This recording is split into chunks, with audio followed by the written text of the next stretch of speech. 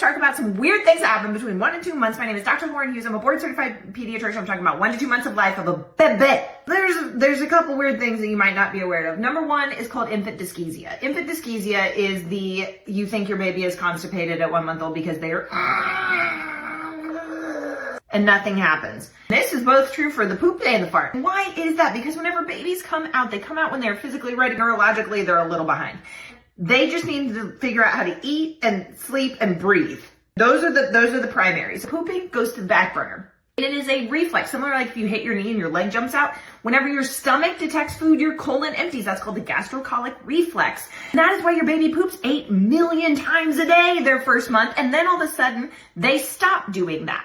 So here's gonna be your first clue. They're gonna stop pooping overnight, usually. And then you're like, oh, wonderful, I don't have to change you overnight. But then you're like, oh, because they're doing that. And that is because now they have to learn how to take a dump, and they're having to contract abdominal muscles that are like fully developed or not. Like sometimes there's still a little diastasis. They're having to relax their pelvic floor with an immature nervous system. They're doing it on their back and they've never done it before. It's really difficult, okay? Try pooping on your back.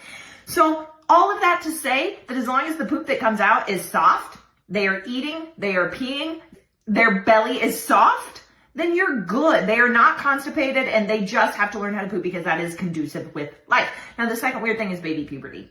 So around 4 weeks is whenever there's this big hormonal regulation. And that is where they kind of like all the hormones that they needed on the inside while you were pregnant, they don't need them as a baby. So they kind of their own stuff, right? What does that look like in males and females? There can be breast bud development.